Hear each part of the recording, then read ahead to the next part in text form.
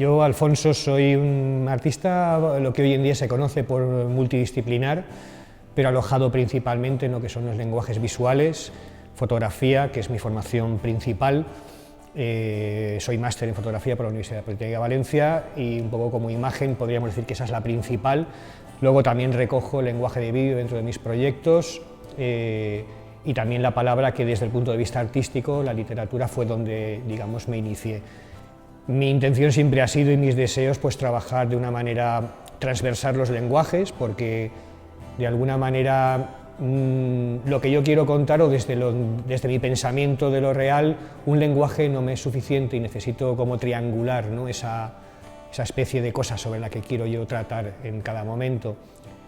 Y bueno, llevo aproximadamente trabajando con esta especie de cruce de lenguajes. El primer proyecto terminado es de 2007. Aufhebung es un término alemán que significa suprimir y conservar.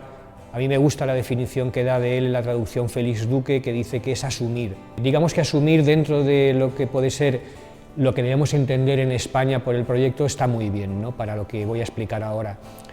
Digamos que el proyecto, hay un momento en el que yo tomo conciencia, esto ya lo sabemos, ¿no?, hay una cantidad de espacio vacío en los museos que nunca es visitado por el público. Sin embargo, ese espacio visitable, los museos están vacíos en gran medida, y esto, que ya parece algo que por habituación nos ha insensibilizado, durante 2013, realizando unos trabajos de arquitectura, de fotografía de arquitectura de interiores en dos museos importantes de España, decido que voy a trabajar con esas personas que solamente me doy cuenta que están entrando en verano pues para beneficiarse del aire acondicionado.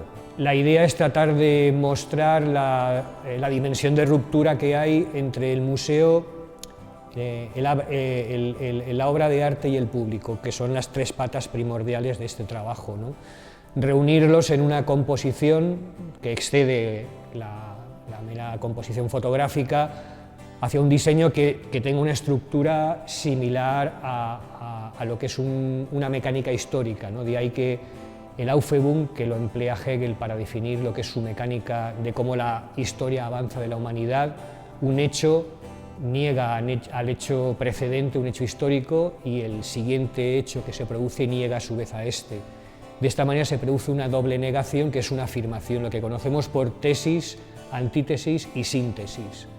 La síntesis finalmente son estos retratos donde yo he reunido contrarios, es decir, museos con obras de arte que comparten discursos ideológicos, en muchos casos, y estéticos, y su contrario, en este caso, que lo niega, que son personas que nunca entran a museos, que no tienen ningún interés.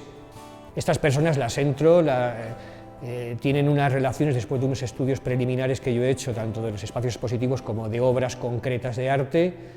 Sus propias biografías entrañan, sin ellos mismos saberlo, unas relaciones de sentido con las obras elegidas, para un diálogo de afirmación y negación dentro de esta especie de estructura sintáctica y de sentido que es la mecánica hegeliana, como decía Hegel, del avance de la historia, ¿no?, de la humanidad. No desde un punto de vista pesimista, sino desde un punto de vista constructivo, es decir, tenemos este problema alojado en nosotros, sobre todo en la sociedad española, que es una sociedad que, sobre todo institucionalmente, a nivel político, más que institucional, a nivel político, no es que viva indiferente al arte, sino que vive contra el arte, literalmente. Lo sabemos porque el 70% de la población española no visita museos. La documentación que se aporta dentro de la exposición es una información oficial realizada por el CIS. Y la otra parte es que la población educada en esta especie de filosofía de dar la espalda al arte, pues lógicamente no avanza en esto. Entre medias está el artista, que es un ser casi destinado a la indigencia en España, porque la parte política lo combate y el público lo ignora. Entonces, claro, es una situación complicada, compleja, y esa es la posición que tiene el proyecto, es decir, plantear una problemática, una problematización en la propia obra, ¿no?, que debe ser resuelta fuera de la sala de exposiciones.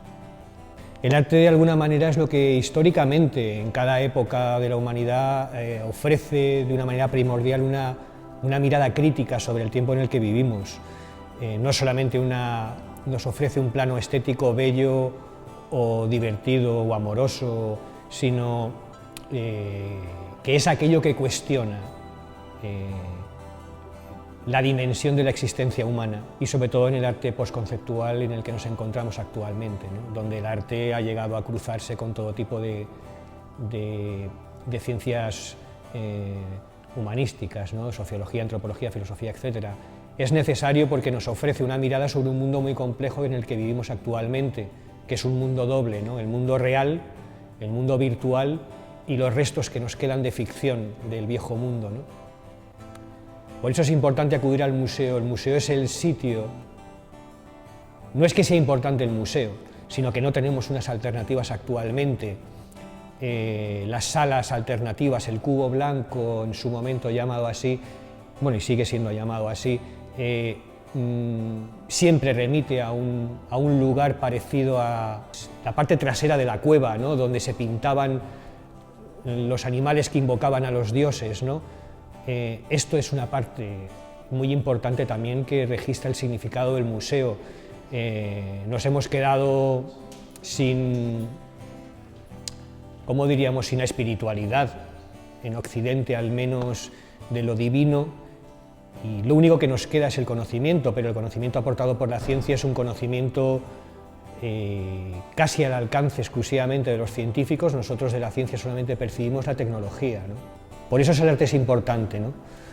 Porque activa todavía cuestiones en nosotros que aún pueden crecer, ¿no? Como por ejemplo el conocimiento de nosotros y el conocimiento de los otros. Entonces, ¿por qué el arte tiene que seguir en la caverna, ¿no?, tecnológica? Estas personas, empecé trabajando con ellas buscando a través de la red, porque son ciudades en las que yo no vivo, Móstoles, por ejemplo, Barcelona, yo vivo en Valencia. Contacté con ellas, nos entrevistábamos previamente. Eran personas que respondían a un perfil, digamos, de existencia humana que replicaba dialécticamente a la obra que yo había elegido, ¿no?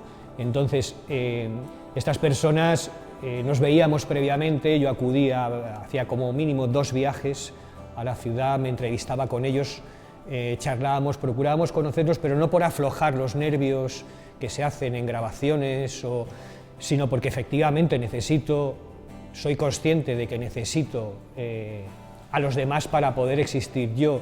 La gente con la que yo trabajo con cámaras nunca son personas que objetualizo o que cosifico. Trato de que el trabajo de alguna manera sea un proceso de ambos, y que no por sacar lo mejor de ellos, sino porque creo en que no podemos trabajar como si las personas fueran, al menos en el ámbito artístico, objetos a nuestro servicio, ¿no? Ellos tenían que entender, sin haber entrado al museo, qué significado tenía esa obra, qué quería hacer yo con ellos, quién era yo también, cuáles eran mis inquietudes y yo conocer las suyas.